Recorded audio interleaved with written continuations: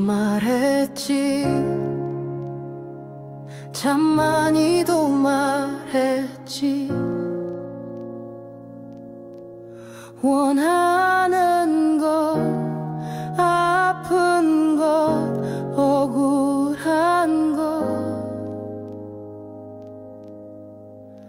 언제나 주님 앞에 앉아서 나의 이야기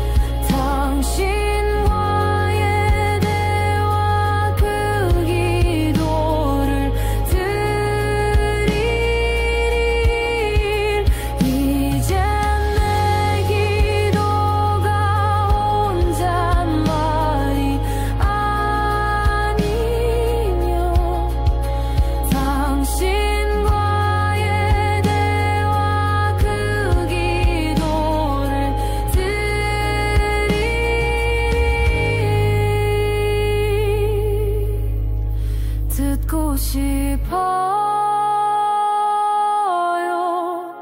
알고 싶어요.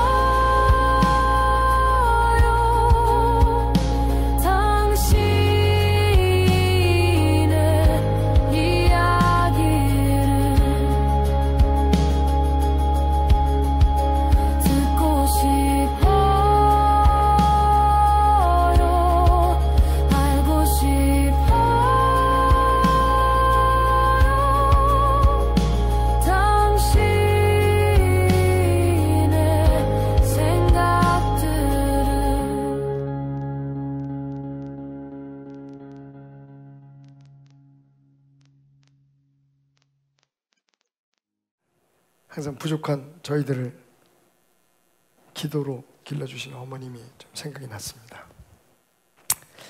자, 이 자리를 빌어서 자녀들 눈물로 키우시고 사랑으로 길러주신 모든 어머니 아버님들께 따뜻한 감사의 박수를 올려드리도록 합니다.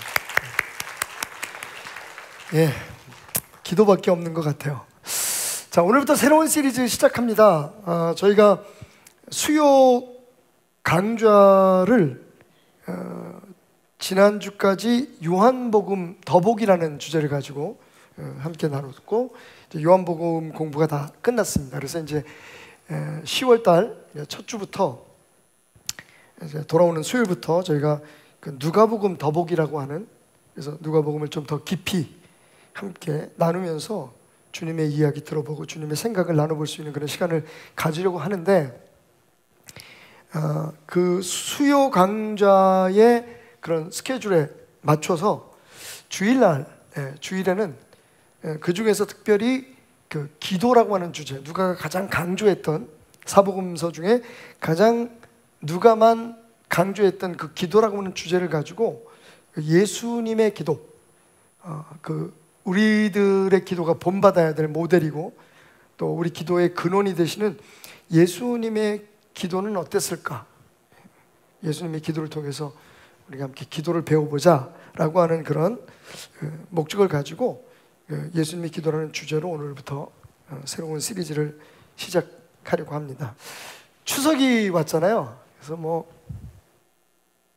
도대체 추석에는 우리가 이 추석을 오래간만에 만나는 자녀들도 있고 부모님 계시고 또 일가 친척들이 있는데 어떻게 지혜롭고 은혜롭게 보낼까라는 생각을 가지고 제가 그냥 재미로 AI한테 한번 물어봤습니다. 사람들이 명절에 가장 듣기 싫어하는 소리가 뭐야?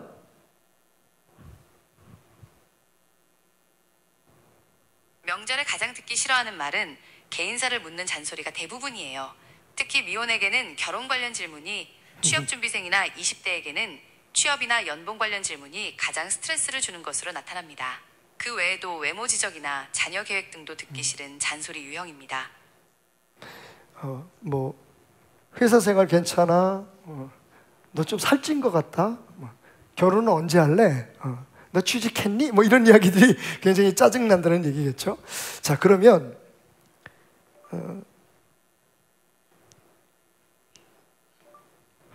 명절에 사람들이 가장 듣고 싶은 소리는 뭘까? 가장 듣고 싶은 말은 고생 많았어, 잘했어 와 같은 격려와 칭찬입니다. 아시겠죠? 기계도 아는 걸 우리가 모르면 안 될 것 같습니다. 그죠? 그러니까 여러분들이 이번 추석에 사람들을 만나면 이미 우리가 알고 있는 말인데 참 이게 실천이 잘 안 돼요. 그죠? 막상 이렇게 맞이하게 되면 나도 모르게 속이 없는 소리가 나올 때도 있고, 또 그때그때 감정에 따라서 속을 긁고 또 상처를 서로 주고받는 그런 이야기들을 가끔 할 때가 있는데, AI도 아는 것, 우리가 만나면 응원해주고 난 널 믿어, 잘하고 있어, 잘 될 거야, 뭐 이렇게 서로 응원해주고, 무엇보다도 딱 이 한마디, 사랑해, 헤어질 때, 떠날 때 그런 인사를 좀 했으면 좋겠고, 오늘 저희 아들하고 며느리가 지난주에는 예배를 선정했는데 오늘 못 온 것 같아요. 영상으로 예배를 드릴 텐데, 성산아, 아빠는 아버지 여기 용돈 있어요 라는 소리 듣고 싶단다.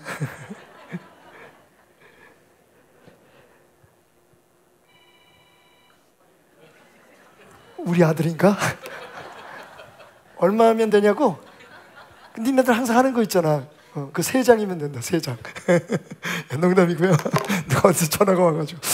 예, 예수님이 30세든 오늘 말씀해 보니까 예수님이 30세쯤 되는 해에 드디어 사적인 예수에서 공적인 예수, 인간 예수에서 구세주로서 세상의 모든 죄를 지고 십자가를 지실 예수로 변환되는, 바뀌는 것은 전환점을 맞이하게 되죠. 오늘 예수님의 이 침례 사건, 여기서 여러분에게 양해를 구할 것은 사실은 우리들이 사용하는 성경에는 세례라고 되어 있습니다만 장로교의 영향이 큽니다. 원래는 베프티즘, 다시 말하면 세례로 번역되는 게 맞습니다. 침례로 번역되는 게 맞습니다. 물에 잠기는 것. 세례는 보통 손가락에 물을 찍어서 이렇게 머리에 이렇게 찍는 그런 형식인데 약간 의미도 다릅니다. 원래 세례는 말 그대로 씻어내는 거고요. 침례는 예수와 함께 죽었다 다시 살아난다는, 물론 세례나 침례나 지금은 같은 그런 의미를 가지고 있습니다만, 저는 제 신앙의 신조상 침례라는 말로 성경의 세례를 좀 바꾸어서 여러분에게 말씀드리겠다는 그런 말씀을 드리고, 그리고 일괄 때에 침례라는 말을 사용하도록 하겠습니다. 예수님께서 이 침례를 받으시는 사건, 오늘 성경은 여러 사람들이, 일반 사람들이 침례를 받을 때 구세주이신 예수님, 인간으로 오신 예수님도 침례를 받으셨다라고 성경 이야기하고 있습니다. 그때 나이가 30세였어요. 근데 여러분, 예수님의 침례는 다른 사람들이 받는 세례하고는 좀 달랐습니다. 그냥 요단강에 들어가서 몸을 적시고 나오고, 그래서 지난날의 모든 죄를 씻어낸다는 의미가 아니라 이제부터 나는 십자가를 지기 위한 나의 삶을 시작하겠다. 하늘나라의 복음을 전하고 하나님의 말씀을 가르치고, 그리고 무엇보다도 너희를 하나님과 화목하기 위해서 십자가를 지기 위한 나의 여정을 시작한다라고 하는 일종의 선포식이었고, 또 하나님의 입장에서 보면 임직식이었던 거죠. 굉장히 의미 있는 이 자리에서 예수님은 자기의 친척 형벌되는 세례 요한에게, 침례 요한에게 침례를 받습니다. 그런데 여기 오늘 성경 말씀을 보니까 놀라운 일이 벌어져요. 마가는 그 장면을 이렇게 얘기합니다. 예수께서 침례를 받고 물 위로 올라오실 때에, 기도하실 때에 하늘이 열리며 성령이 비둘기 같은 형체로 그의 위에 강림하시더니 하늘로부터 소리가 나기를 너는 내 사랑하는 아들이라 내가 너를 기뻐하노라 하시니라. 다른 사람들이 세례를 받거나 다른 사람 침례 받을 때는 그런 일들이 벌어지지 않았지만 예수님께서 침례를 받으시고 물 위로 올라오실 때에 하늘이 열렸다라고 얘기합니다. 그리고 하늘에서 음성이 들리기를 너는 내 사랑하는 아들이다, 내가 너를 기뻐한다 라고 하는 말씀이 들렸다라고 기록하고 있습니다. 여러분, 얼마나 놀라운 일입니까? 하늘이 열렸다, 그리고 성령이 비둘기의 형체로 예수님 위에 임했다, 그리고 음성이 들렸다. 사실은 우리가 이 부분에 있어서 그냥 누가가 전하는 말만 들으면 예수님만 느꼈던 영적인 체험일 수도 있다라고 하는 생각을 가질 수가 있어요. 그죠? 그러니까 그 주변에 다른 사람들은 느끼지 못했던, 예수님만 하나님으로부터 들었던 음성, 그리고 그런 체험이었을 수 있다. 특별히 그것을 우리에게 설명해 주는 부분이 없기 때문입니다. 그런데 마태복음을 읽으면 좀 다릅니다. 마태복음을 보니까 예수께서 세례를 받으시고 곧 물에서 올라오실 새 하늘이 열리고 하나님의 성령이 비둘기같이 내려 자기 위에 임하심을 보더니, 여기까지는 거의 비슷합니다. 그런데 그 다음 절, 하늘로부터 소리가 있어 말씀하시되 이는 내 사랑하는 아들이요 내 기뻐하는 자라 하시니라. 누가복음에는, 그리고 마가복음에는 너는 내 사랑하는 아들이다, 이건 분명히 예수님께서 들으신 음성이라는 걸 우리가 알 수가 있는데, 마태는 뭐라고 얘기하냐면 이는 내 사랑하는 아들이라. 그러니까 예수님이 아닌 다른 삼자들에게 예수님을 가리켜 하는 말인 것처럼 기록되어 있다는 거죠. 그러니까 사실 이 그 승인과 응언의 말, 야 너는 내 사랑하는 아들이야, 내가 널 기뻐한다, 화이팅!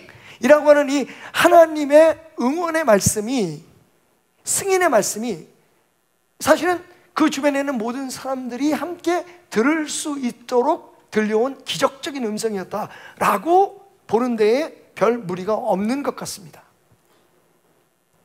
근데 여러분, 그 사실도 중요하지만 정말 여기서 누가가 놓치지 않은 굉장히 중요한 한 단어가 있습니다. 그게 뭐냐면 예수님께서 세례를 받고 물 위로 올라오실 때에 기도를 하셨다는 겁니다. 기도하실 때 하늘문이 열렸다. 자, 왜 이게 중요하다고 여러분에게 강조를 하냐면 마태복음에는 그런 말씀이 없어요. 마태복음에는 그냥 물 위로, 물에서 올라오실 새 하늘이 열렸다라고 얘기하고 있고, 마가복음에는 곧 물에서 올라오실 때에 하늘이 갈라졌다, 뭐 열렸다, 갈라졌다라고 표현하고 있지만 유독 누가만 예수님이 물 위로 올라오실 때에 기도하고 계셨다, 그리고 기도하고 있을 때에 하늘문이 열렸다고 말합니다. 정리하면 이런 거죠.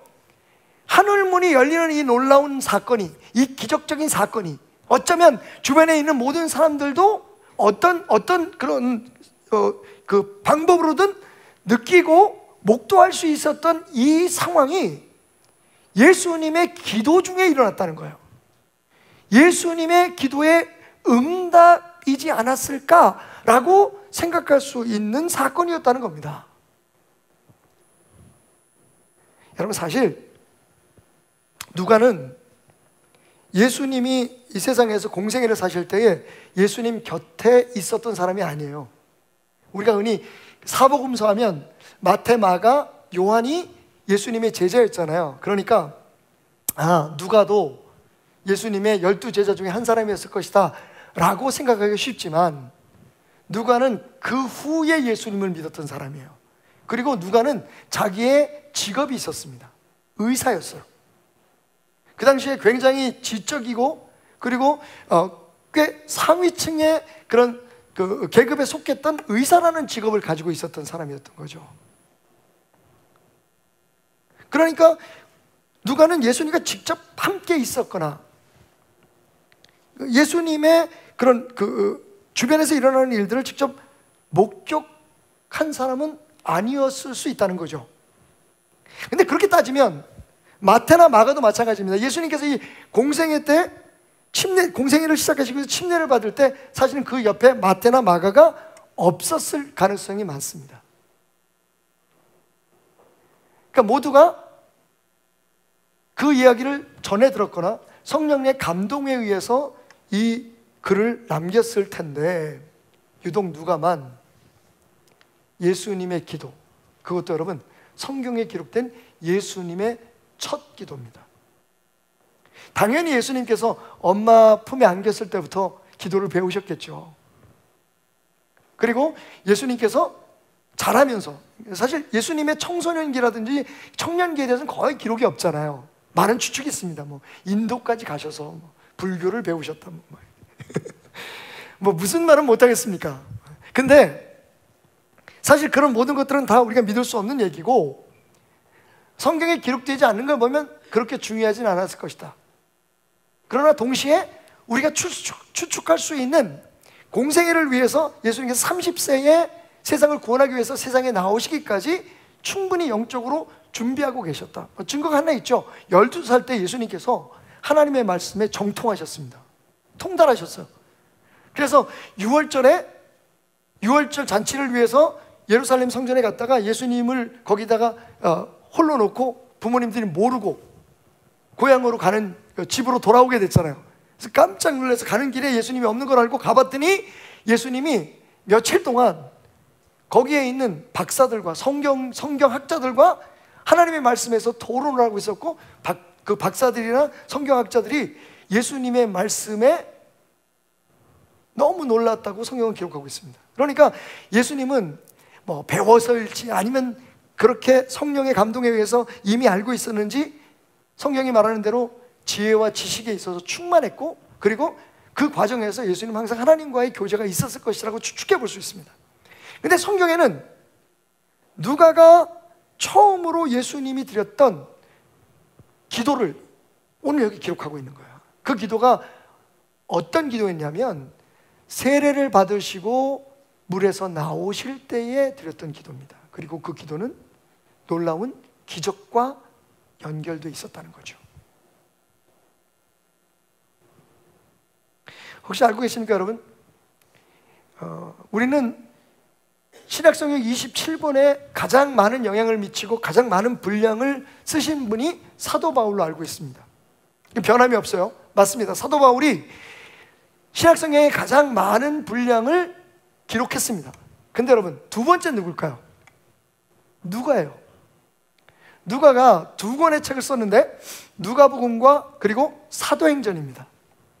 그런데 이 두 권을 합치면 신약 전체 분량의 3분의 1가량이 돼요.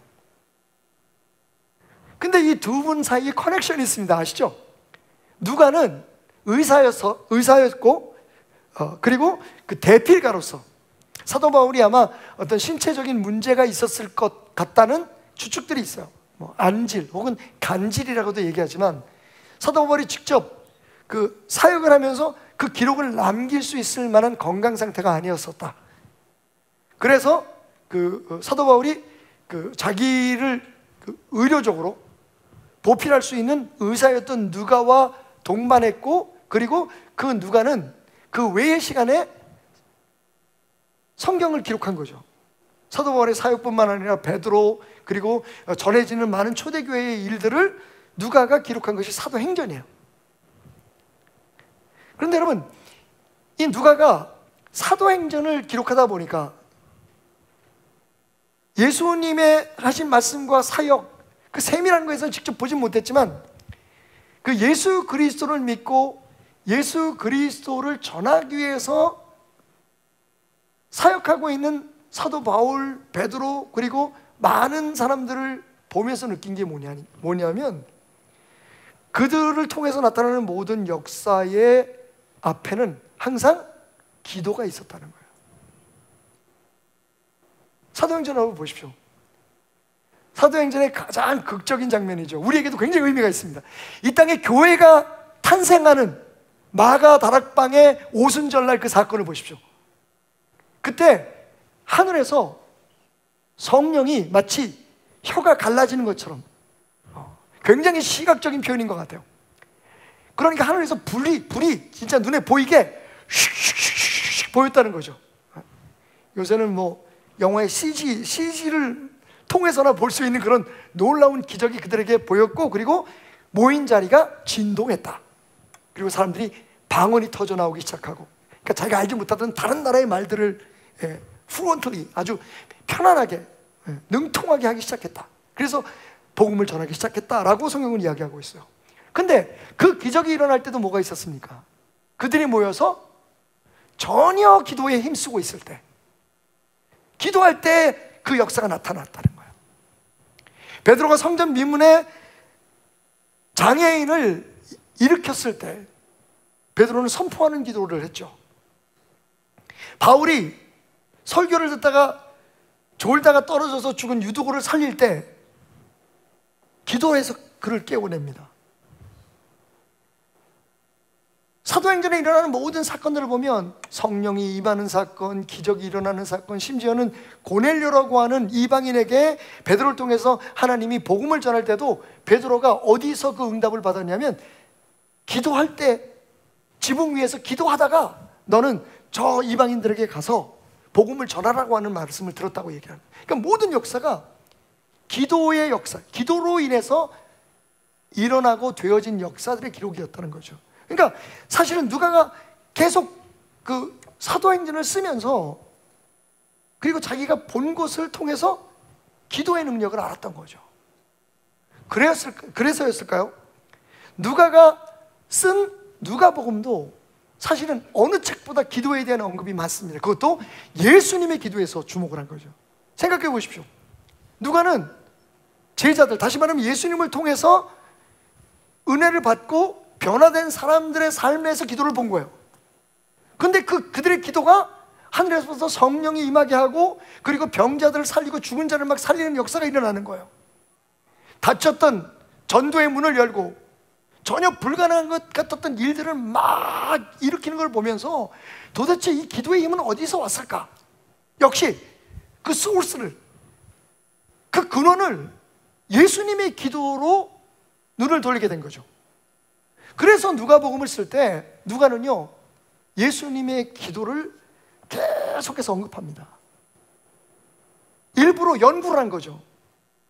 누가 같은 분은 그렇게 했을 것 같아요. 아까도 잠깐 직업을 말씀드렸습니다만, 그가 쓴 그 여러 가지 기록들을 보면 그냥 어떤 환자를 고칠 때도 그냥 환자를 기도로 고쳤다라고 끝나는 게 아니라, 그 환자가 그 고침을 받을 때 그 환자의 질병의 원인이 뭐였다, 정말 의사답게 굉장히 논리적으로 세밀하게 그것을 보여주고 있어요. 그러니까 다른 그 제자들이 쓴 책을 보면 예수의 이름으로 병자를 치유했다 이렇게 나오면, 누가는 어떻게 쓰냐면 같은 사건을 예수의 이름으로 기도하니 그의 발목에 힘을 얻어 그가 일어났다. 그러니까 평생을 앉아서 사는 그 장애인의 질병의 원인이 뭐였다면 발목에 힘이 없었다는 거죠. 패럴라이즈 됐던 그 원인이 발목에 힘이 없었다는 거예요. 이렇게 관찰하고 그리고 세심하게 말씀을 기록하는 과정에서 누가의 마음속에 가장 궁금했던 건 기도였던 거죠. 그것도 예수님의 기도. 그래서 이 하늘이 열린 사건, 이게 예수님의 기도 중에 일어난 예수님의 기도의 응답이었다라고 정확하게 기록하고 있는 겁니다. 그뿐 아닙니다. 누가복음 속에는 예수님의 또 다른 기도가 많이 있어요. 4장 42절, 날이 밝음에 예수께서 나와서 한적한 곳에 가서 기도하셨다. 날이 밝음에, 새벽이에요, 새벽. 예수님께서 새벽 기도를 시작하셨습니다. 5장 15절 16절, 예수의 소문이 더욱 퍼짐에 수많은 무리가 말씀도 듣고 자기 병도 고침을 받고자 하여 모여오되 예수는 물러가서 한적한 곳에서 기도하셨다. 그 바쁜 가운데도 예수님이 일부러 시간을 내셔서 사람들의 그런 요구와 요청들을 피해서 혼자 기도하셨다는 거예요. 그때가 언제냐면 낮에요. 그러니까 낮에도 기도하셨다는 거예요. 6장 12절 13절, 이때 예수께서 기도하러 산으로 가서 밤이 새도록 함께, 예수님께서 밤에, 그것도 철야로 기도하셨다는 거예요. 감람산의 기도, 이 기도는 좀 특별합니다. 21장 37절에 보면 예수께서 낮에는 성전에서 가르치시고 밤에는 나가 감람원이라고 하는 산에서 쉬니라. 올리브 가든이죠. 감람원, 감람산에 가서 예수님께서 쉬시면서 기도하셨다. 그러니까 예수님은요, 새벽에 기도하시고 낮에 기도하시고 밤에 기도하시는데 밤새워 기도하시고, 그리고 때로는 조용히 물러가셔서 쉬면서 기도하셨다. 기도가 쉼이었다는 거예요, 예수님은. 역시 앞구는 누가가 우리에게 보고하고 있는, 보여주고 있는 예수님의 기도의 앞구는 겟세마네 동산의 기도죠. 22장 44절. 아버지여, 내게서 이 쓴 잔을 거둬가 주십시오. 하지만 내 뜻대로 마시고 아버지의 뜻대로 되게 해달라고 기도했었던 그 기도는요, 땀이 땅에 떨어질 때 핏방울처럼 떨어졌다.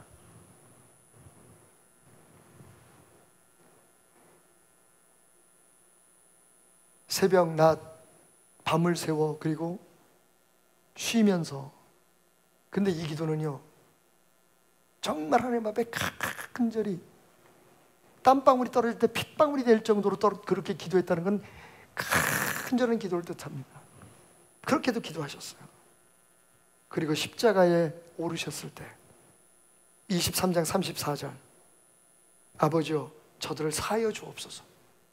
고통이 막 시작되는 십자가의 고통이, 여러분 뭐든지 그렇지만 처음에 시작될 때 고통이 아프잖아요, 그죠? 그 고통이 시작될 때 예수님이 처음 하신 기도가 저들의 죄를 용서해 달라는 거예요. 예수님이 거기서 기도하셨어요.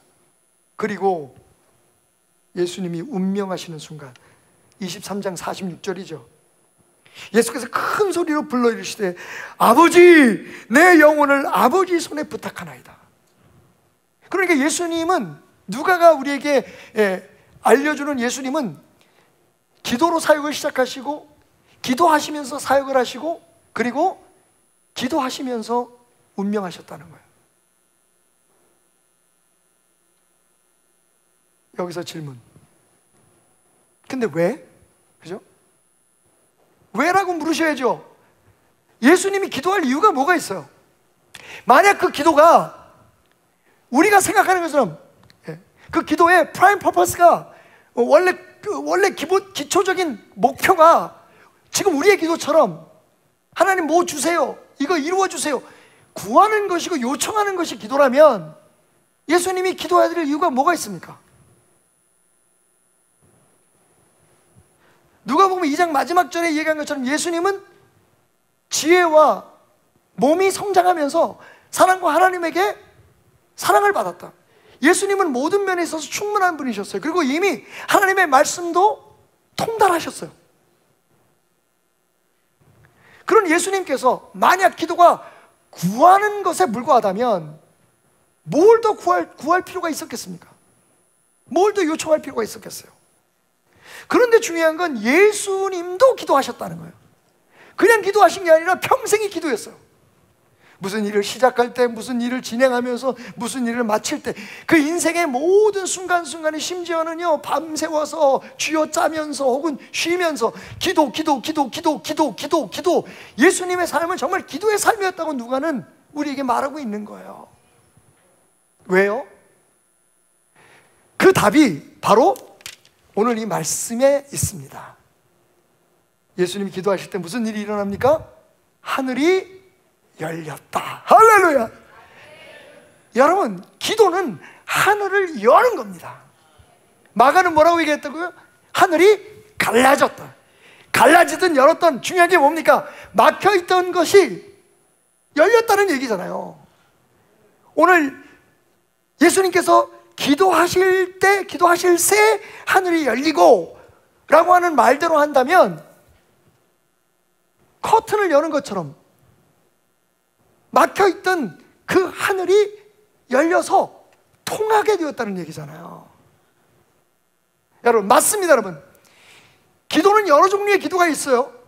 그리고 우리같이 약하고 그리고 절실한 상황에서는 우리의 기도가 우리 자녀들을 위해서, 가정을 위해서, 교회를 위해서, 나라를 위해서, 우리 자신들을 위해서 구하고 요청하는 기도에 더 많은 에너지를 쏟을 수밖에 없습니다, 상황이.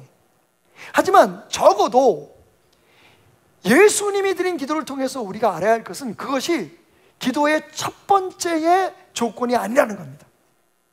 그게 기도의 첫 번째의 정의가 아니라는 거예요. 그건 어쩌면 예수님이 우리에게 가르치시는 하늘이 열리는 그 기도, 하늘이 열리게 한 그 기도의 결과로서 우리가 하나님 앞에 나아갈 수 있는, 구할 수 있는 것이지. 근데 우리의 문제는 뭡니까? 마치 다른 종교에서 하는 기도처럼 구하는 것이 우리 기도의 첫 번째 목적인 거예요. 나라를 위해서 기도하자, 세계 평화를 위해서 기도하자. 이 중보는 사실 어떻게 보면 우리가 하나님 앞에 우리가 원하는 것, 바라는 것을 얻기 위해서, 그리고 얻는 사람의 입장에서 그냥 해야 할 기도라고 생각하는 뿐이지, 정말 우리의 기도는 조금 더 가감없이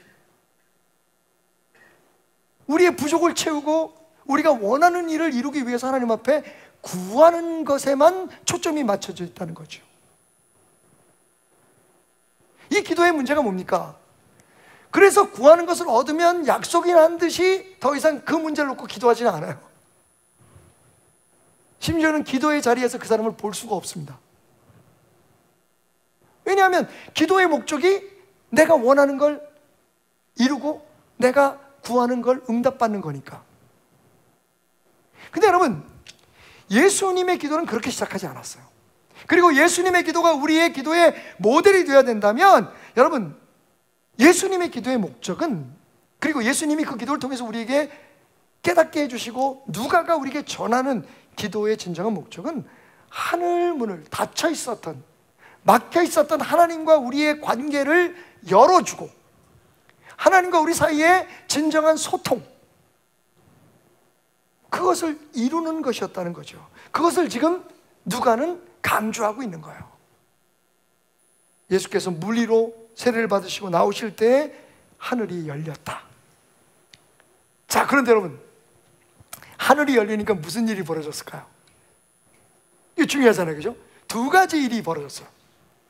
예수의 기도가 하늘에, 하나님과 우리 사이에 죄로 인해서 잠겨져 있던 빗장을 열고 하나님의 눈에 가려져 있던 그분의 손을 거두게 하시고 우리를 다시 바라보게 하시고 우리를 그분의 자녀로, 백성으로 다시 인정하기 시작하는 그 일로 전개되었을 때 두 가지 일이 벌어집니다. 첫째, 성령이 비둘기 같은 형체로 예수님 위에 임했다. 하늘문이 열리니까 제일 먼저 일어난 게 뭐냐면 성령이 임하셨어요. 여러분, 저는 이 부분을 읽으면서 혼자 상상하면서 막 전율을 했어요. 왜냐하면 상상해 보십시오. 예수님께서 지금 물에 푹 젖으셔가지고 여러분, 우리가 보통 보는 그 예수님 그림, 예수님 초상화의 긴 머리는 사실 성경적이 아닐 수 있습니다. 옛날에 유대인 남자들은 그렇게 머리를 기를 수 없었습니다. 기르지 않았습니다. 다 잘랐죠. 그러니까 사실 예수님의 머리는 그렇게 길다기보다는 그냥 이렇게 생각하시면 될 것 같아요. 조금 건전하지 않은 상상일 수 있지만 우리 대한민국의 아줌마 빠마 머리를 상상하시면 될 것 같습니다. 약간의 곱슬머리에, 유대인들 특성상 약간의 곱슬머리에 그렇게 길지 않은 단발,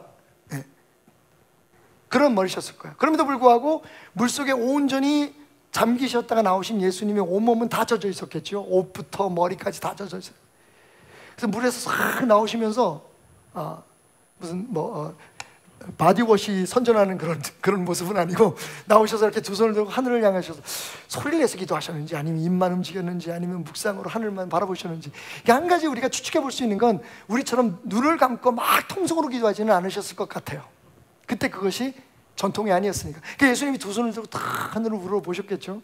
저는 그 장면이 더 소름 끼치도록 상상이 됐습니다. 그런데 여러분, 그때 하늘이 쫙 열리면서 하늘에서 성령이 임합니다. 이제 비둘기의 형체로 임했다고 얘기하지만 이건 하나님의 성령이신 하나님께서 예수님께 덮여오는 것을 상징합니다. 왜? 이제부터 가야 할 그 길, 이제부터 당해야 될 그 수많은 고난과 역경, 그리고 이제부터 하셔야 될 모든 일 가운데 성령의 역사가 필요했으니까. 근데 여러분, 상상해 보십시오. 하늘로부터 그 성령이 쫙 임할 때, 그 덮여올 때, 그 예수님은 어떤 느낌이셨을까요? 혹시 여러분 가운데 성령 세례의 체험이 있거나 좀 기도하다가 말로는 표현할 수 없는 어떤 신비로운 그런 성령의 체험을 하신 분들은 제가 지금 무슨 얘기를 하고 있는지 조금은 아실 것 같아요. 내 뜻대로 내 감정과 내 생각과 내 몸까지도 움직일 수 없는 것처럼 하나님의 영이, 하나님이 우리를 쫙 덮어오면서 하나님의 능력으로 우리를 감쌀 때, 여러분 상상해 보세요. 예수님께서 그냥 시각적으로 눈에 보이는 비둘기 한 마리가 이렇게 내려오는 게 아니라 하늘로부터 하나님께서 성령의 능력을 쫙 덧입혀 주시잖아요. 힘을 주시는 거예요. 능력을 주시는 거예요.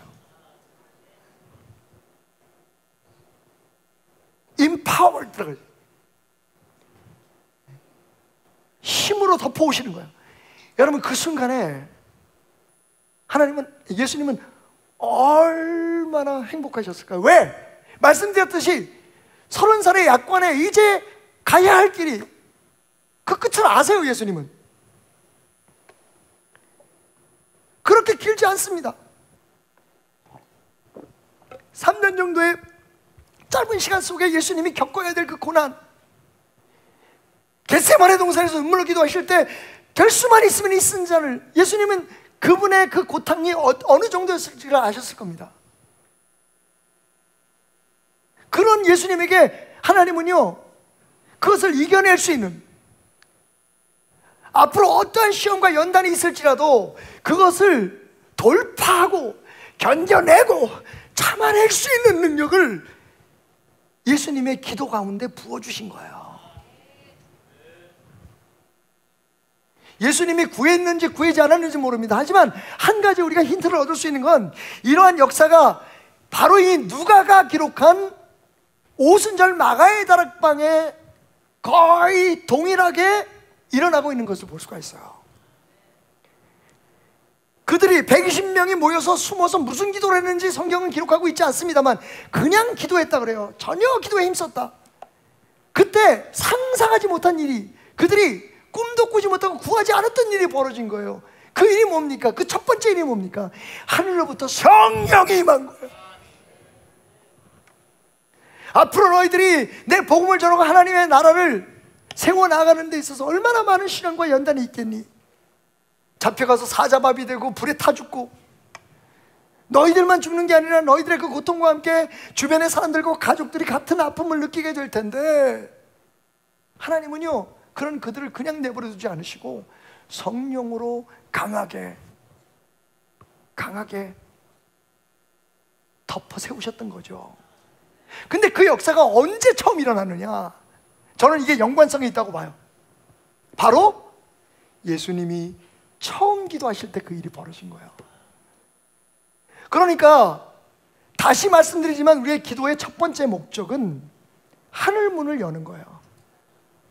그래서 하나님께서 우리에게 하나님의 능력으로, 하나님의 은혜로 우리를 덮으시고 감싸주셔서, 여러분, 우리 지금 우리의 힘으로 살려니까 힘든 거예요.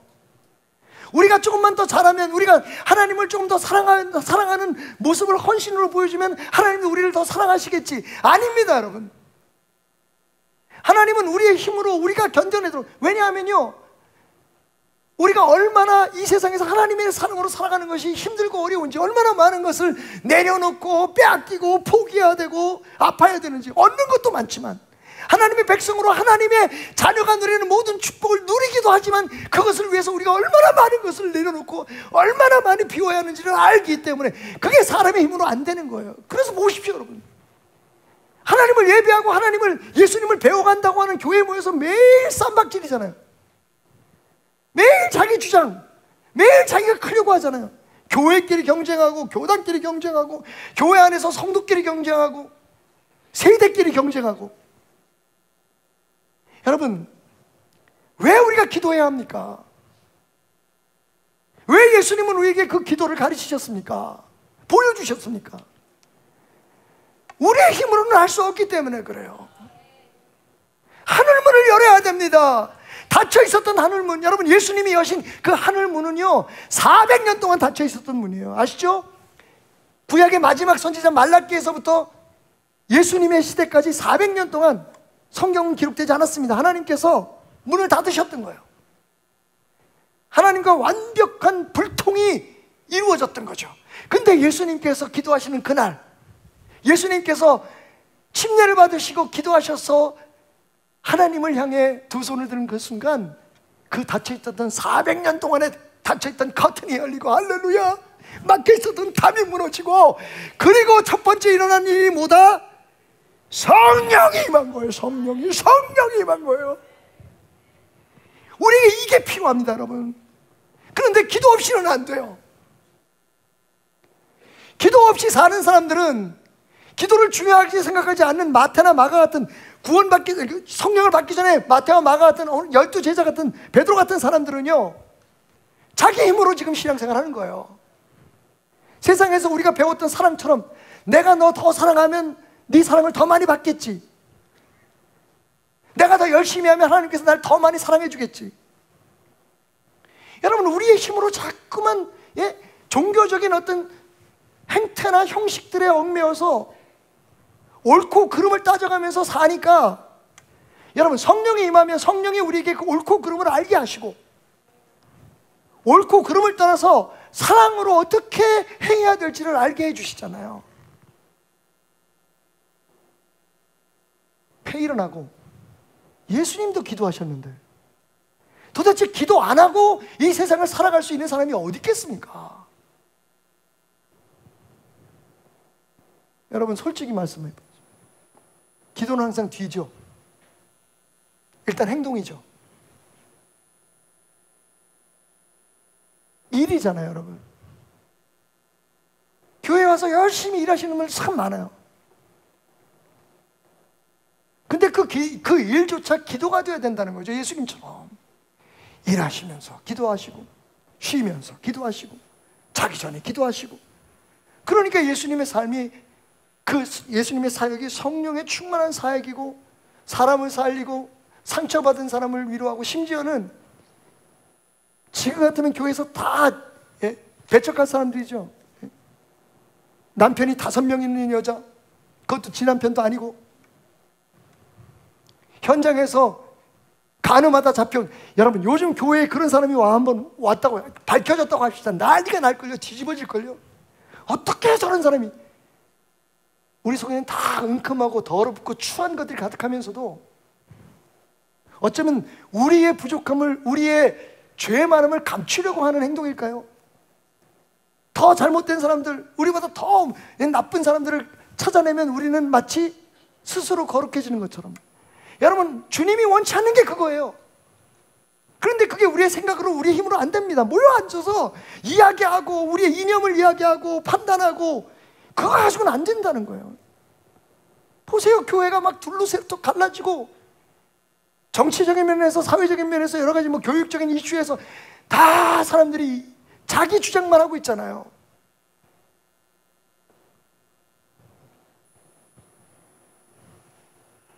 기도 안 하고 살 수 없습니다.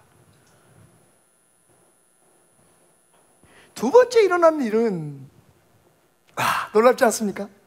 사실 예수님께 필요한 건 그런 모든 어려움을 타개하고, 그리고 견뎌낼 수 있는 능력, 그것도 있었지만 또 하나는 뭐냐면요, 그 십자가를 가기까지 그 숱한 고통과 유혹 속에서, 고난 속에서 바위처럼 든든한 확신이었을 거예요. 부족하지만 여러분, 저도 목회하면서 중간에 많이 흔들린답니다.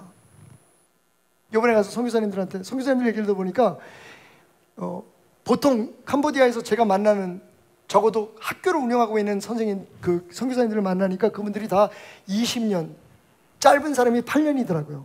그래서 우리가 농담으로, 야, 그래도 10년 정도는 선교해야지, 선교했다고 얘기를 하지, 8년이 뭐냐. 우리보다 이제 그 아들뻘 되는 선교사들이 진짜 열심히 하고 있는데, 서로 그렇게 농담을 할 정도로 다 오래되신 분들인데, 이분들 얘기를 들어보니까요, 정말 파란만장합니다.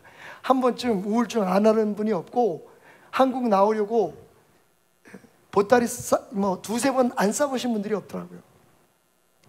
작년에 저희가 컨퍼런스를 할 때, 그때 보따리를 싸려던 사람이 몇 사람이 변화받았어요.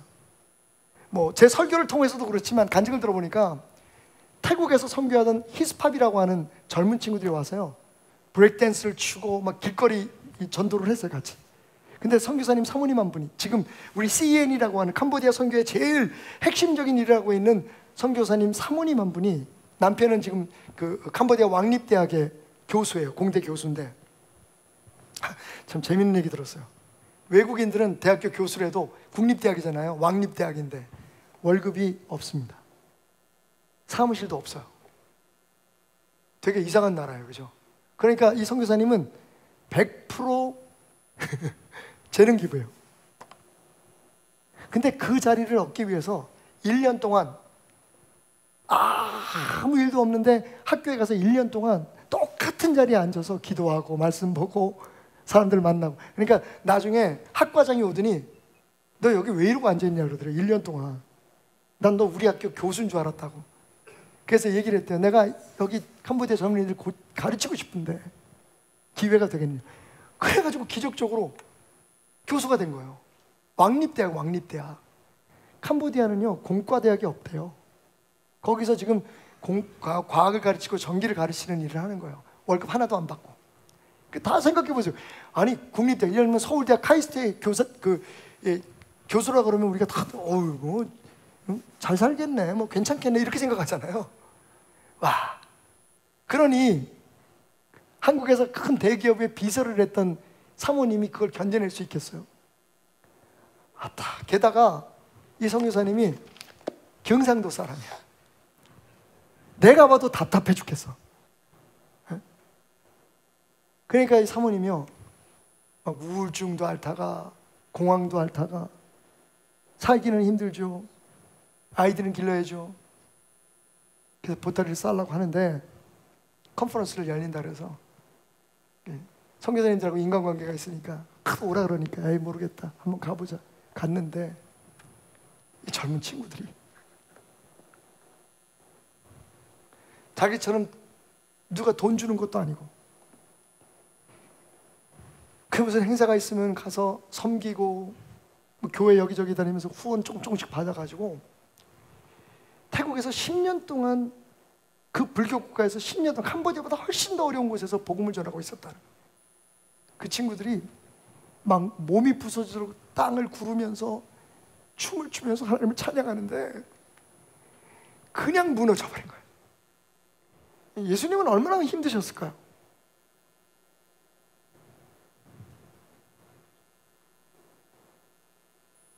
그렇게 막 기적을 베풀 때는 구름대같이 몰려든 사람이 내 살을 먹어라, 내 피를 마셔라 그러니까 다 도망가 버리고,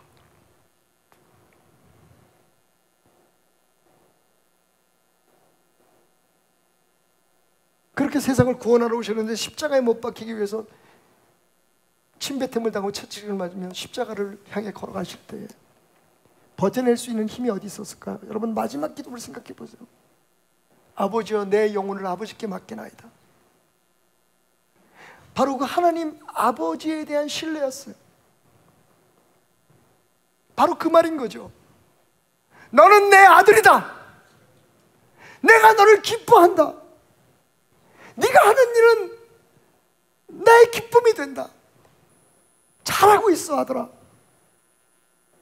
여러분, 하늘문이 열면서 기도할 때 그 음성이 들려온 거예요. 내가 하나님의 자녀구나, 내가 목사구나, 내가 선교사구나, 내가 장로구나, 내가 베들교회 성도구나. 여러분, 그 확신이 어디서 생깁니까?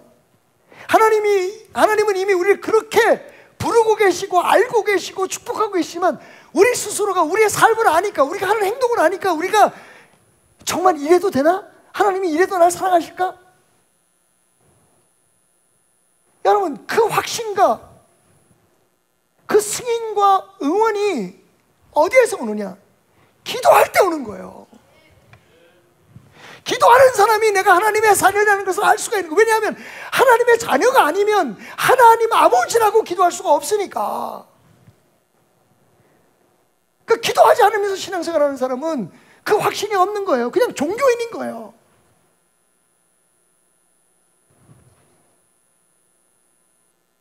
예수님이 오늘 우리에게 그것을 보여주시는 거예요. 하나님이 그것을 기도의 응답으로 예수님께 말씀하시는 거예요. 너는 내 아들이야.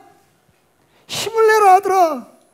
내가 너를 기뻐한다. 여러분, 기뻐한다는 얘기 가운데는 내가 너를 도와줄 거야. 내가 너에게 힘을 줄 거야. 여러분, 힘드십니까? 답답하고 어렵습니까? 삶의 현장에서 관계 때문에, 일 때문에, 돈 때문에, 몸의 이 건강 때문에, 그때 필요한 게 나는 하나님의 아들이야, 난 하나님의 딸이야, 내가 어디서 무엇을 하든 하나님은 나를 당신의 아들로, 딸로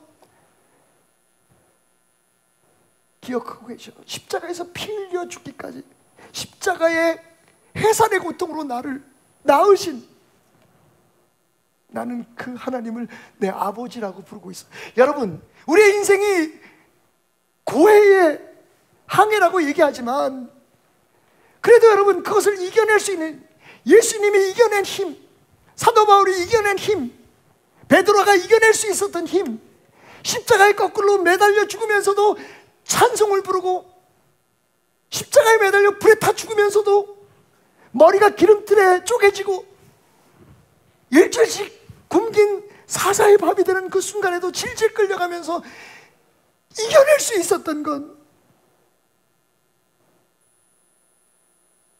그 하나님의 음성, 기도할 때 열렸던 그 하늘을 통해서 들려왔던 그 음성, 그리고 그때 덮여왔던 그 성령의 은혜 때문이었던 것입니다. 어떻게 기도하지 않고 견뎌내려고 하십니까? 아니, 언제까지 주여 주시옵소서, 주시옵소서, 이루시옵소서, 나는 이렇게 되기를 원합니다, 난 저렇게 돼야 되라고 구하는 것만으로 우리의 기도를 다 했다고 하시겠습니까? 생각해 보십시오. 하나님의 자녀로, 하나님의 사람으로 하나님과 소통이 이루어지고 하나님과 연결되는 순간, 막혔던 담이 무너지고 우리가 하나님 안에, 하나님이 우리 안에 계시는 순간, 여러분, 어떤 일은, 어떤 기적이든 일어나지 않을 수 있겠습니까? 그러니까 그게 먼저인 거예요. 아니, 아버지래야 용돈도 달라 그러고, 아버지래야 애 뭘 잘못한 거 용서도 해달라 그러지. 그분과 내 사이가 아무것도 아닌데 동네 아저씨한테 가서 돈 달라고 합니까? 기도는 그렇게 하나님과 우리 사이를 열어놓고, 하나님은 우리 아버지가 되시고 우리는 하나님의 자녀가 되고, 그런 우리에게 하나님이 힘을 주시고 견뎌낼 수 있는 능력을 주시고 하늘의 권세로 함께 하시고, 내가 너를 사랑한다, 내가 네 편이다, 잘하고 있다. 우리가 명절에 듣고 싶은 그 소리, 부모님께 듣고 싶었던 그 말, 자녀들에게 듣고 싶었던 그 한마디, 사랑합니다, 감사합니다, 나는 크면 아버지 같은 사람 되고 싶어요, 잘하고 있어 아들아, 그래 힘들 때도 있지, 이 아빠도 그랬단다, 하지만 너는 잘할 거야, 내 새끼니까. 여러분, 아버지가 돼야지, 그의 아들과 딸이 돼야지. 그러니까 우리는 예수님의 이 첫 기도를 통해서 배워야 돼요. 기도를 통해 여러분의 하늘이 열리시길 주님으로 축원합니다. 그냥 듣고 그냥 억지로 그냥 왔다 갔다 하고 힘내고 이렇게 하면 하나님 더 사랑할까, 나 지금 잘 믿고 있어, 이 착각에서 좀 벗어나셔서요, 매일매일 삶 속에 기도를 통해서 하나님 아버지를 느끼시기 바랍니다. 하늘 문이 열리는 것을 보시기 바랍니다. 그러면 거기 기적도 나타나고 응답도 나타나고, 할렐루야, 거기에서 모든 역사가 일어나는 거예요. 기도는 뭐다? 하늘 여는 것이다. 하나님이 내 아버지가 되고, 그 하나님이 나에게 네가 누구이든, 네가 어떻게 살아왔든, 지금 어떻게 하고 있든, 어디에 있든 너는 내 아들임을 잊지 말라. 하나님이 우리를 인정해 주시고 우리를 응원해 주시는 힘인 것입니다. 우리가 기도를 호흡이라고 얘기하잖아요. 말 그대로 숨입니다. 여러분, 숨은요, 우리가 깨어있을 때만 쉬는 게 아니에요. 한 가지 여러분, 놀라운 비밀을 알려드릴까요? 이미 알고 계시겠지만, 어젯밤에 주무시면서 여러분 숨을 쉬셨으니까 오늘 이야기 여기 나온 거예요. 제가 지금 무슨 일을 말을 하고 있을까요? 그게 기도인 거예요. 만약에 우리가 기도가 영적인 호흡이라고 말한다면, 우리는요 꼭 두 손을 잡고 하늘을 향해서 그렇게 기도할 때만 기도하는 게 아니에요. 우리의 영이 하나님과 소통하고, 하나님이 우리와 동행하시는, 자나 깨나 너와 함께하리라, 너는 내 아들이라. 여러분, 이 확신이 우리의 기도를 통해서, 그 능력이 우리의 기도 때문에 우리에게 주어진다는 것 기억하시기 바랍니다. 예수님의 첫 기도, 그분이 그 숨통을 틔우셨습니다. 그래서 우리가 예수 이름으로 기도하는 거예요. 너희가 내 이름으로 지금까지 아무것도 구하지 않았지만 이제 구해라, 내 이름으로 구해라. 그래서 우리 기도할 때마다 뭘 기도합니까? 예수 그리스도의 이름으로 기도했습니다. 아멘.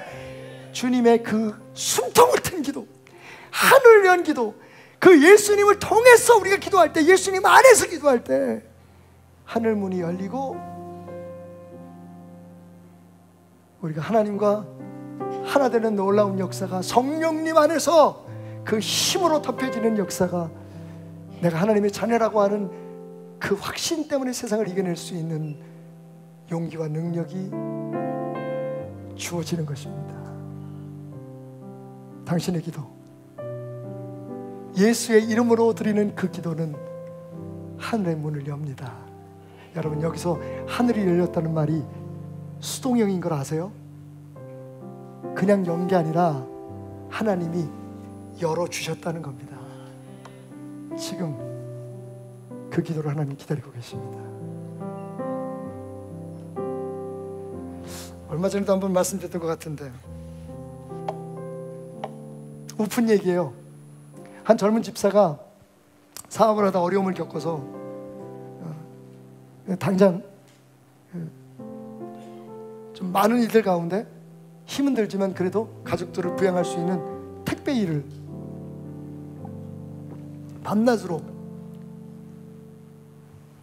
하게 되었습니다. 진짜 열심히 살았어요. 그러다 추석 명절이 온 거죠. 아이들과 함께, 어린아이들과 함께 아내와 시골에 있는 처갓집을 가게 됐어요. 차 안에서 정말 여러분, 아이들이 보채고 차는 밀리죠. 그렇게 힘겹게 정신을 쏙 빼놓고 드디어 시골 처갓집 마당에 차를 댑니다. 그리고 막 달려가서 초인종을 눌렀어요. 인터폰을 딱 눌렀습니다. 그랬더니 화면에 장모님이 딱 얼굴 뜨는 거예요. 그래서 누구세요? 근데 이 집사님이요, 자기도 모르게 택배입니다 라고 대답하고 만 거죠. 그래서 다시 한번 장모님이 사위인 걸 확인한 다음에, 당신도 모르게 사위 들으라고 한 얘기인데 씁쓸하게 이렇게 얘기하시는 거예요. 아유, 나는 우리 사위 기다렸는데 택배 기사가 왔네.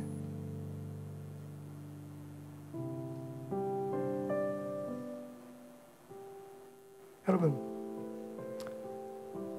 처갓집에 가면 우리가 누군가 중요한 게 아니에요. 우리는 사위고, 시대가 가면 우린 그 집 딸이고 며느리인 거예요. 그죠? 하나님 앞에서 우리는 누구입니까? 이 세상에 그 버겁고 힘든 모든 이름들은요, 그 이름표는 아무 의미 없어요. 아니, 적어도 하나님 앞에 설 때는.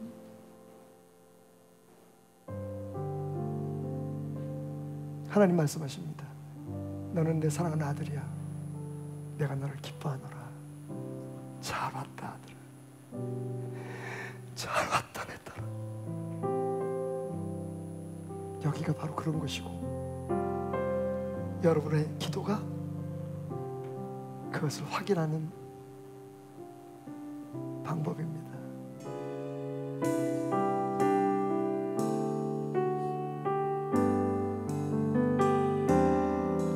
전능하신 우리 하나님,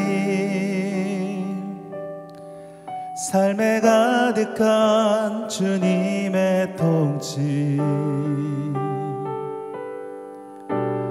보호하시고 지켜주시네. 복 주시고 인도하시네. 살아계신 우리 하나님, 살아계신 우리 하나님,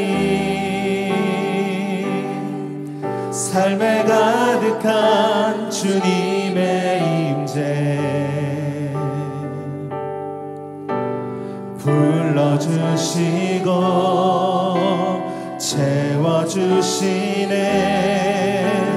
들으시고 응답하시네. 주의 손이 붙드시네. 흔들리는 우리 손이 고치시네 상한 우리의 마음을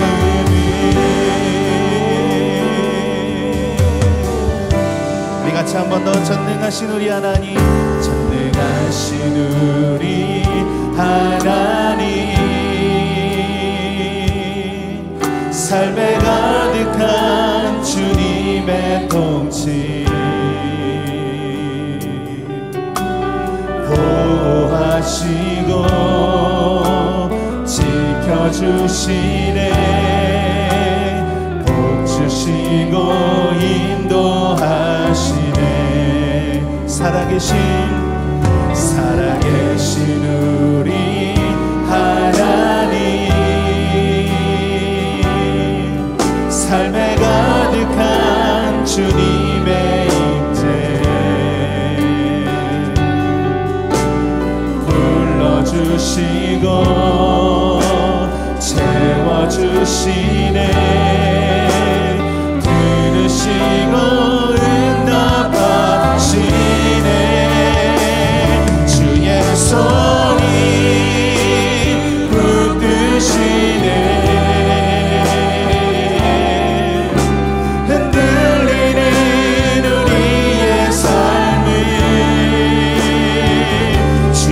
손이 고치시네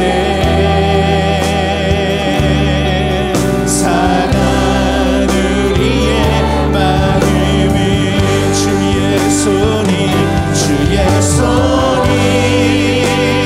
붙드시네 흔들리는 우리의 삶을 주의 손이 고치시네 상한 우리의 마음 우리 한 번 더 고백합니다 주의 손이 붙드시네 흔들리는 우리의 삶을 주의 손이 고치시네 상한 우리의 마음을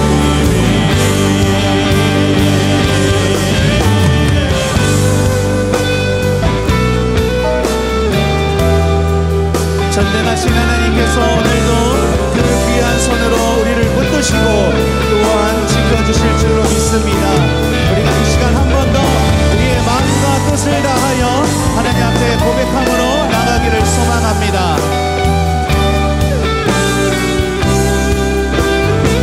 우리 한 번 더 고백하겠습니다. 주의 손이 붙드시네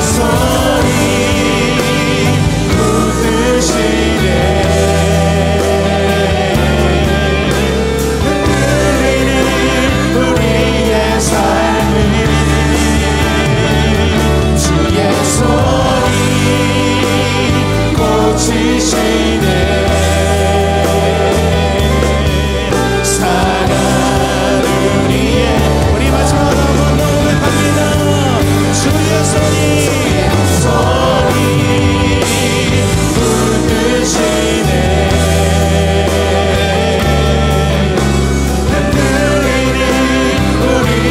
삶을 주의 손이 고치시네 상한 우리의 마음을 상한 우리의 마음을 상한 우리의 마음을 상한 우리의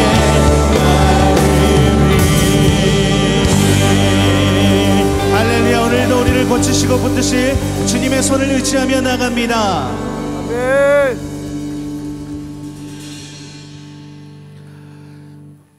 오늘도 우리의 길을 인도하시고 또한 지켜주시는 주님을 이 시간 찬양합니다. 아멘. 우리가 다 같이 일어나서요, 기쁜 마음으로 박수치며 우리 이 시간 같이 신나게 한번 찬양하겠습니다. 나의 갈 길 다 가도록 인도하여 주시는 주님, 그분을 찬양합니다.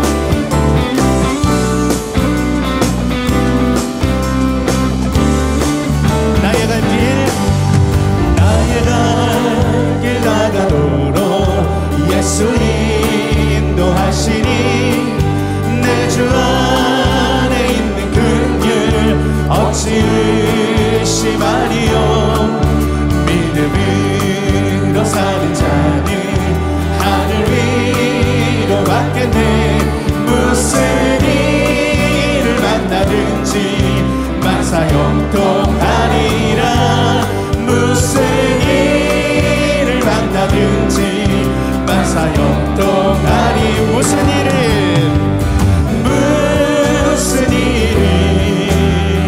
만나든지 무슨 일을 만나든지 만사 형통하리라.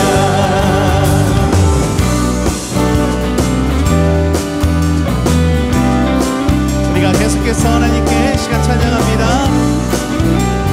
2절 같이 찬양하겠습니다.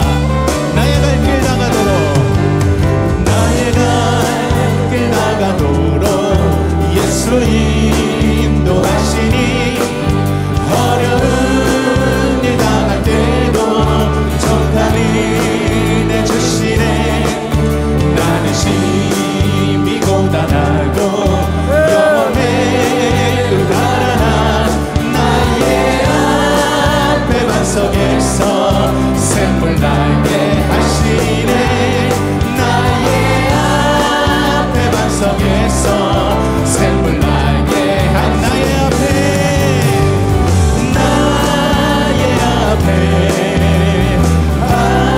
반석에서 나의 앞에 반석에서 샘물 나게. 나의 갈 길 나가도록 나의 갈 길 나가도록 예수 인도하시니 그의 사랑 어찌 큰지 말로 할 수 없도다. 성령 감화받은 영혼 하늘 날아갈 때에 영영물을 나의 찬송 예수 인도하셨네. 영영물을 나의 찬송 예수 인도하셔. 영영물을 나의 찬송 영영물을 나의 찬송 예수 인도하셔. 무슨 일을 만나든지 무슨 일을 만나든지 무슨 일을 만나든지 만사 형통 나의 앞에 반석 나의 앞에 반석에서 나의 앞에 반석에서 샘물 나게. 우리 마지막으로 영영물을 나의 찬송 영영물을 나의 찬송 예수 인도하셨네.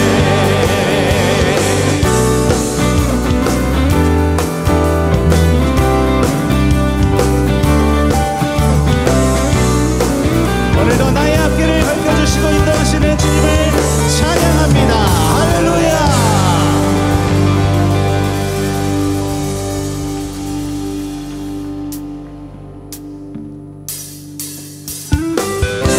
우리 계속해서 박수치며 이 시간 찬양하겠습니다. 오늘도 나의 갈 길을 밝히 보여주시는 주님, 주님 찬양합니다.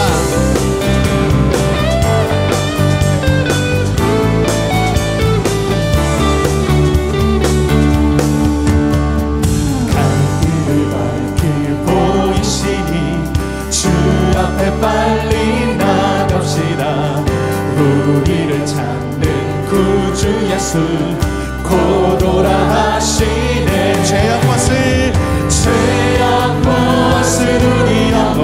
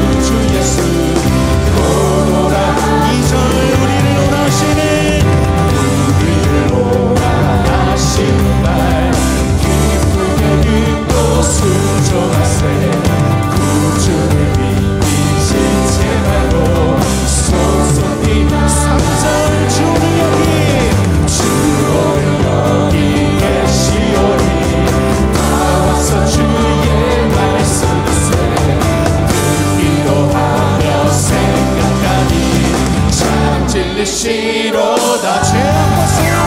죄악 벗을 우리 영혼이 기뻐 뛰며 주를 보게 돼. 하늘에 계신 주 예수를 영원히 섬기는 죄악 벗을 우리 영혼이 기뻐 뛰며 주를 보게 돼. 하늘에 계신 주 예수를 우리 마지막으로 한번 더 선포합니다. 죄악 벗은 우리 영혼이 기뻐 뛰며 주를 보게 돼. 하늘에 계신 주 예수를 영원히 섬기리. 영원히 섬기리. 영원히 섬기리.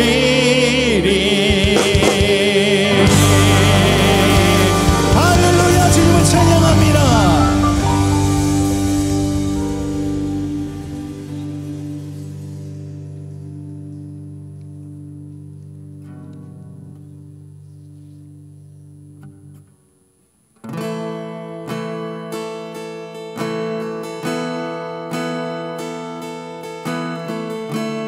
우리가 계속해서 아름다우신 그 이름 주님의 이름을 높여드리기 원합니다.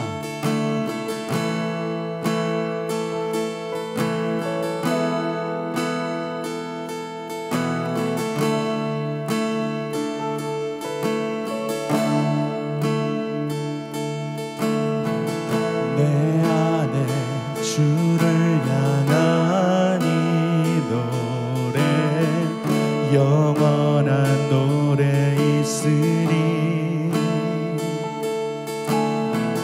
날 향한 주님의 크신 사랑 영원히 찬양하리라. 내 안에 주를 향한 내 안에 주를 향한 이 노래 영원한 노래 있으리. 날 향한 주님의 크신 사랑 영원히 찬양하리라.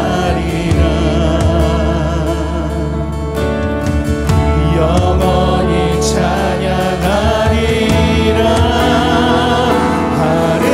아름다우신 오 놀라우신 영원할 수 없는 사랑 오 위대하신 하나님의 사랑 영원히 찬양하리.